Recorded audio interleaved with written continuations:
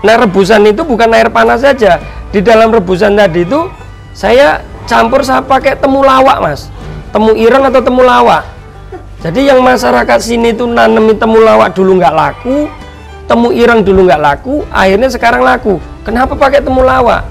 Temulawak itu fungsinya bagus untuk ketahanan tubuh sapi. Di saat cuaca dingin, dia hangat. Temulawak itu sebagai jamunya cuman dicampur ke comboran. Alhamdulillah nafsu makannya juga berubah lah, maksudnya lebih lahap daripada kita standar.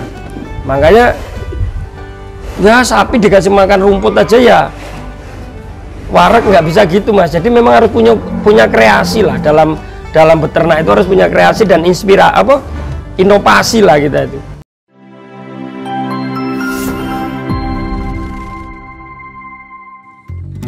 Assalamualaikum warahmatullahi wabarakatuh. Saya Joko Susanto, owner Lembu Benggolo.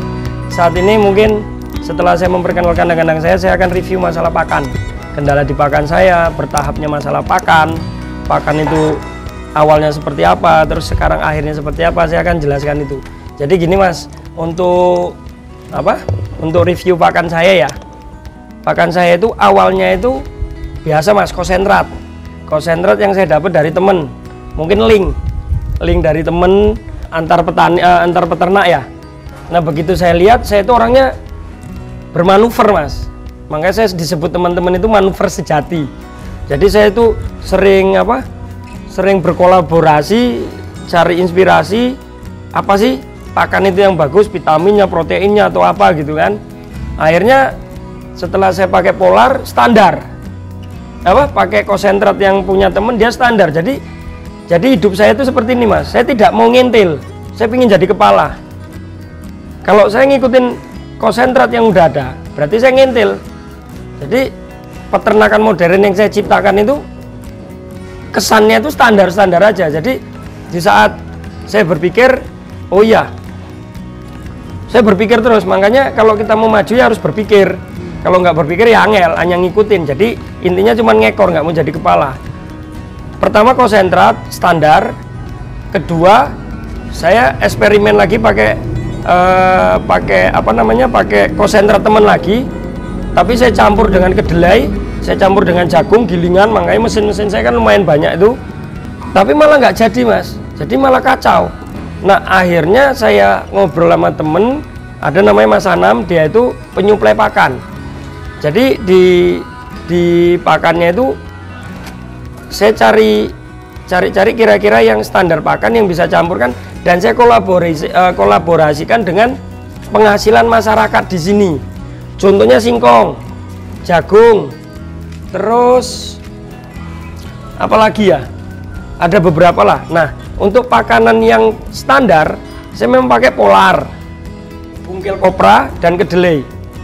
Nah, bungkil kopra, polar dan kedelai itu saya perpadukan dengan singkong sama jagung yang masyarakat sekeliling ini masih menggunakan itu, Mas. Jadi masyarakatnya juga sejahtera, punya penghasilan dari hasil pertanian bisa dijual ke kita. Nah, jadi terus saya juga dicampurkan dengan pakan-pakan yang ada di standar yang tadi teman-teman seperti polar dan bungkil itu tadi. Jadi saya racik sendiri, saya tanya sama temen, perbandingkan antara polar, dedek kan ada di temen juga, oh ya dedek, polar, dedek, bungkil, sama jagung, kedelai itu komposisinya berapa.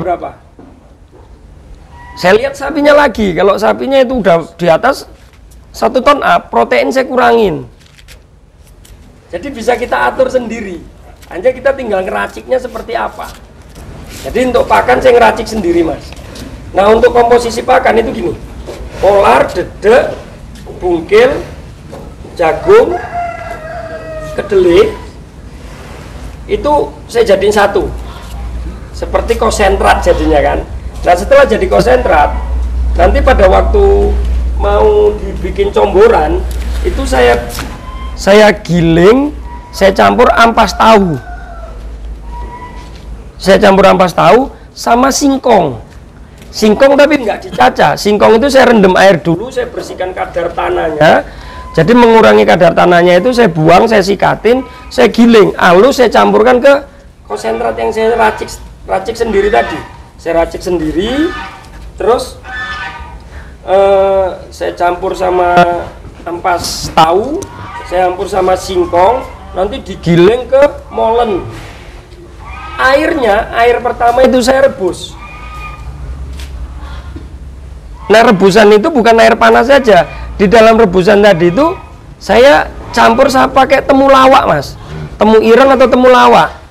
Jadi yang masyarakat sini itu nanemi temulawak dulu nggak laku, temu ireng dulu nggak laku, akhirnya sekarang laku. Kenapa pakai temulawak? Temulawak itu fungsinya bagus untuk ketahanan tubuh sapi. Di saat cuaca dingin, dia hangat. Temulawak itu sebagai jamunya cuman dicampur ke comboran. Alhamdulillah nafsu makannya juga berubah lah, maksudnya lebih lahap daripada kita standar. Makanya ya sapi dikasih makan rumput aja ya warak nggak bisa gitu, Mas. Jadi memang harus punya kreasi lah dalam beternak, itu harus punya kreasi dan inovasi lah kita itu. Nah, kalau untuk segi hijauannya saya rumput sama tebon itu pohon jagung. Tebon itu pohon jagung.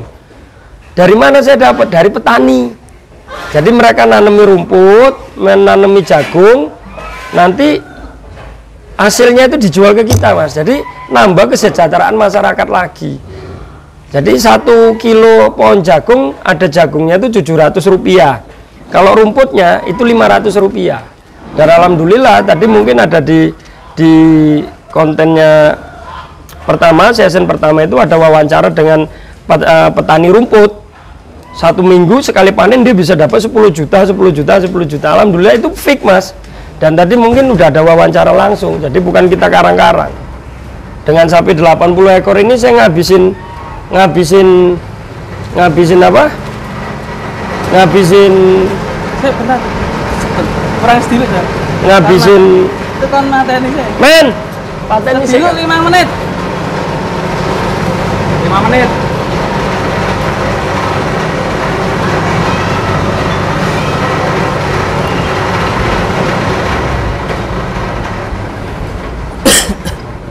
Ya, lanjut.